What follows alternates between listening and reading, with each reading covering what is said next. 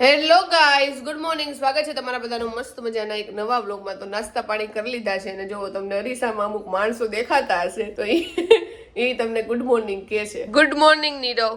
Good morning. તાર માટે એક ચેલેન્જ છે. બોલો. આખો દિવસ છે ને તારે ઘરનું બધું કામ કરવાની ઘણી બધી રિક્વેસ્ટ બહુ એટલે બહુ જ આવી છે, હદ વગરની રિક્વેસ્ટ છે. મને કામ કરતા આવડતું નથી, કરું હું કામ કરતા તો આવડતું જ હોય ને, લે કેમ ન આવડતું? એવું કહે છે ને 10 વર્ષનો છોકરો છે તો એવું કહી દેશે કે મને નથી આવડતું. એક્ચ્યુઅલી માં 9 વર્ષ જ થયા છે. નવ હું ખાઈને એમ કે હજી જન્મો જ છો, એક દિવસનો નથી થયો પૂરો. 24 વર્ષ પહેલા જન્મી ગયો છું. તો આ ઇનલીગલ કહેવાય. લગ્ન થોડા કરાય 9 વર્ષના છોકરાના. લ્યો, અમારે થોડુંક એવું અમારા રિવાજ એવા છે, નાનપણથી કરાય. નાનપણમાં દાઢી તમારે ઉગી જાય 9 વર્ષમાં. પણ જે છોકરી લાવ્યા છે 7 વર્ષની જ છે, મગજથી બધી રીતે. હું તો કઈ 7 વર્ષની નથી. 7 વર્ષની છોકરીને ગેસ શરૂ કરતા ન આવડતું હોય. મને તો આવડે છે, બધું આવડતું હોય. લે, કઈ ન આવડતું હોય.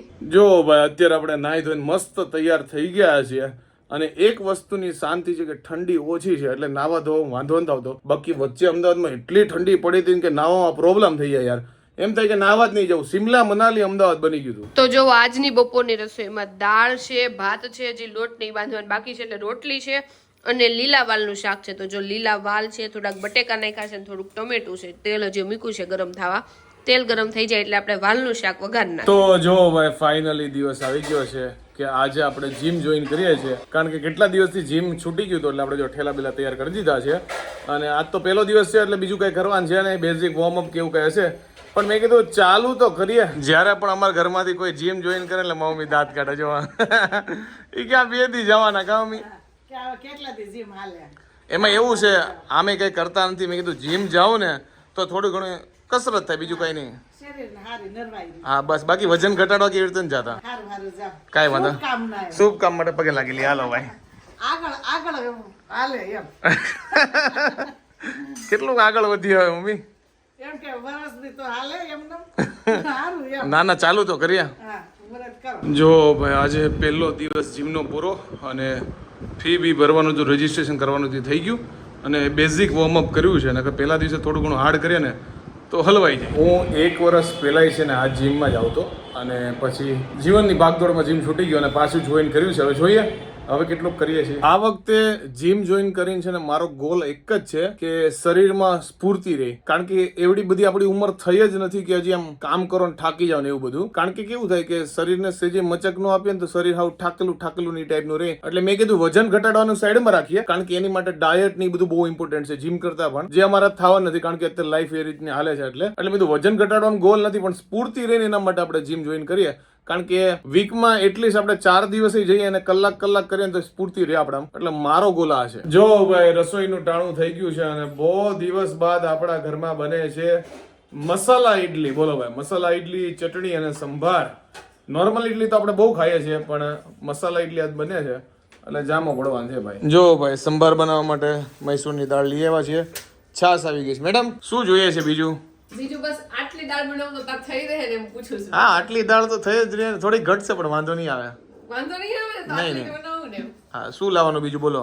બીજું કાઈ નહીં, ખીરું લાવવાનું છે ને આપણે ચટણી ત્યાં ઘરે બનાવવાની છે અને ટોપરાની નહીં પણ આપણે છે ને દહીં અને સિંગદાણાની ચટણી ઘરે બનાવવાની છે. કે અલગ ટાઈપની ચટણી લાગે છે? અલગ ટાઈપની, જેવી અમારા ઘરે બને ને એવી ટાઈપની બનાવવાની છે. હું તમને રેસીપી આપીશ. સ્વાદમાં બહુ મજા આવે ક્લિયર ખાવામાં. એટલે ગળી લાગે કે ખાટી લાગે? ખાટી મીઠી લાગે, કારણ કે દહીં હોય એટલે એનો જે ખટાશ વાળો સ્વાદ આવે ને થોડી કમથી ખાંડ નાખી એટલે એનો સ્વાદ આવે. એટલે તીખી ખાટી મીઠી બધી મિક્સ ટાઈપ લાગે.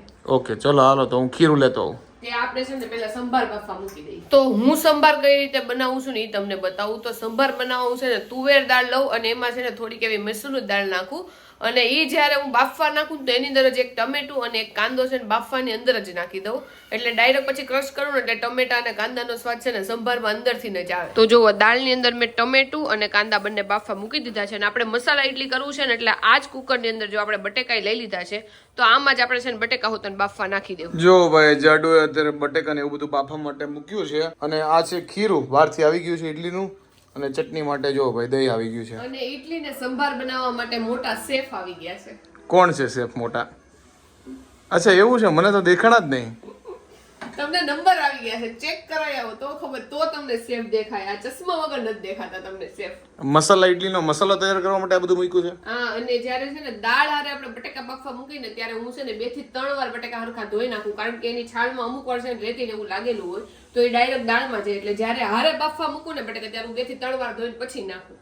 ઓકે, અને પછી આપણે બનાવવાની છે સંભાર. દાળ જ બનાવવાનો, પછી આપણે બનાવવાનો છે સંભાર. ઈ છે ને પુરુષ જાતિમાં આવી જાય સંભાર, અને દાળ હોય ને સ્ત્રી જાતિની. વાહ. જો આપણે એમ કે દાળ બનાવવાની છે ને સંભાર બનાવવાનો છે. જો ભાઈ અમારી ગેંગ અત્યારે ભેગી થઈ ગઈ છે, કારણ કે અમે ઇન્સ્ટાગ્રામમાં ફોટા જોઈ એટલે ત્રણેય ભેગા થઈ ગયા. કાજાડુ હું જો તવલું લૂતી હારે આવી છું ચટણી વઘારતા. એમાં એવું છે એટલે આવે, કારણ કે એના ફોટા એના ઇન્સ્ટાગ્રામ મૂક્યા છે. બહુ મસ્ત ફોટા આવ્યા છો. જોરદાર ફોટા પાડ્યા કોણ એટલે હારા જ આવે ને. Okay, thank you. પહેલી વાર વખાણ કર્યા મારા. સાચી વાત છે. અને મારી નીરવની ચોઈસ સાચું અલગ છે. નીરવને અમુક છોકરી છે ને એમ કે ભાઈ જોતો ખરા કેટલી જોરદાર છોકરી છે, મને સેજે ન ગમતી હોય, અને હું એમ કહું જોતો ખરા નીરવ કેટલી સારી છોકરી, તો નીરવ કે આમાં કાંઈ લેવાનું નથી. એટલે અમારી બેન ચોઈસ હાવ ડિફરન્ટ જ છે.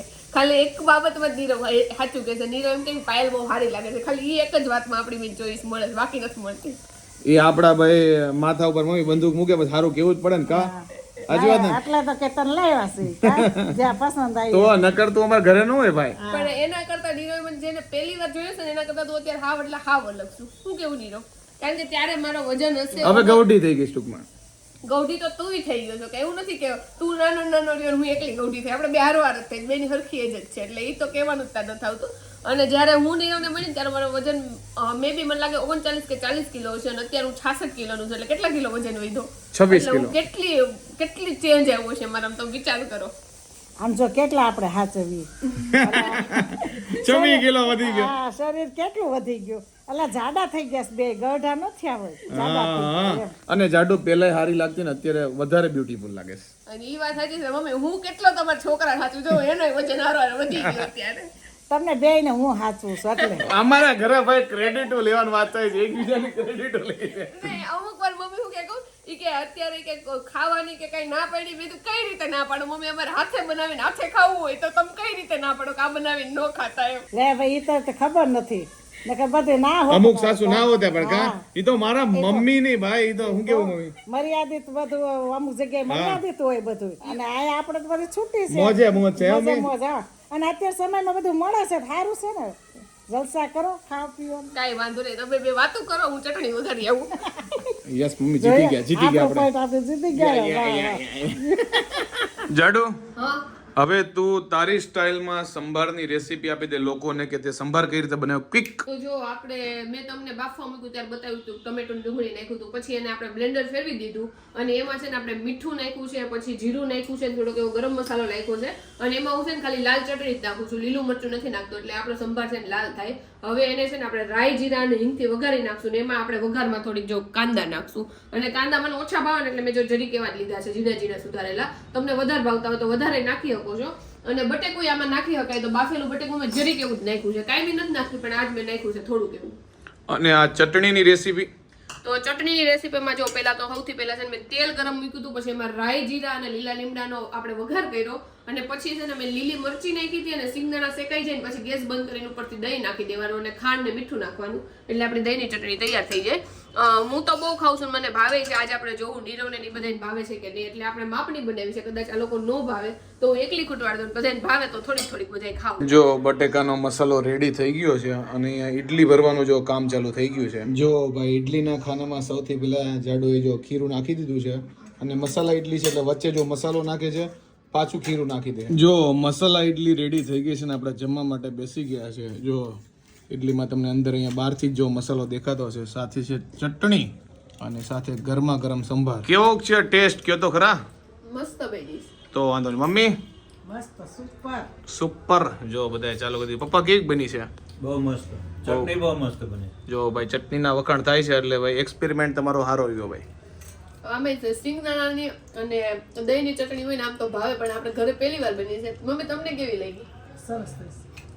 નીરવ તે તો હજી ચાખી જ નથી, પણ તને ભાવશે, બધાને ભાવે. મારી તો આમનામ ડીશ છે. જો અને આપણા ઘરે અમે ગળી વસ્તુ હોય ને ઈ ભાવે જ ના, ચટણી સેજ ગળી ઉપર બનાવી છે એટલે બધાને ભાવશે. તો રાતના વાગ્યા છે 10:30 અને ફાઇનલી આજનો વ્લોગ અહીંયા એન્ડ કરી લઈએ. અને સાચું કહું ને તો આજ મસાલા ઇડલી બહુ એટલે બહુ મસ્ત બની હતી, ચટણી બહુ મસ્ત બની હતું, સંભાર જાડો બહુ મસ્ત બનાવ્યો હતો. મેં એટલી મસાલા ઇડલી ખાઈ લીધી ને કે ખરેખર ઘણા દિવસો બાદ એવું થઈ ગયું કે ભાઈ વધારે પડતું ખવાઈ ગયું. કારણ કે મેં નોર્મલ ચટણી હારે સંભાર હારે ખાધી, ઉપરથી આપણે ચોળીને જે ખાઈ ને એમ ખાધી. પણ મેં કીધું ભાઈ 2 ઇડલી ઓછી ખાધી તો હાલત, પણ આ નહીં પોહાય. કારણ કે શું કે 9 વાગે જમવા બેઠા હતા, 9 નહીં 8:30 કે 9:15, અને તે 10:30 થી હજી મને ગોળો એવો ને એવો જ છે પેટમાં. બોલો તો કાંઈ વાંધો નહીં. આ હતી આજની ઇડલીની સ્ટોરી, લિટલ બીટ ફની. આપણે જીમે જવાઈ ગયું, આજે જોઈન તો કરી લીધું છે, એટલે મેં તો જોઈન કરું ને તો આગળ જતાં આપણે ફોલો અપ થશે. પણ કાંઈ વાંધો નહીં. અને જાડુ વિચારે છે 1 વીકની અંદર જો એને કરવાનું છે ને તો એ જોઈન કરી લે. કારણ કે મેં કીધું તું વિચાર કરવો હોય તો કર લે, કારણ કે એકવાર જોઈન કર્યું તો પૈસા ભરાઈ જાય, પછી ન જાવ એ ન હાલે. મેં કીધું તને જવું હોય તો ડેફિનેટલી તું આજ થયા કે હું 1 વીક વિચાર લઉં. એટલે મને લાગે છે જાડુને જોઈન કે એ 1 વીકમાં લગભગ જોઈન તો કરી લે. તો આઈ હોપ કે તમને આજનો અમારો આ બ્લોગ ગમ્યો હશે. ગમ્યો હોય તો શું કરવાનું તમને ખબર છે, લાઈક કરી દો, કોમેન્ટ કરી દો, મિત્રો સાથે શેર કરી દો, ફેસબુક ફોલો કરી દો, યુટ્યુબ પર સબસ્ક્રાઇબ કરી દો. તો મળે નેક્સ્ટ વિડીયો. ત્યાં સુધી બાય બાય, ગુડ નાઇટ.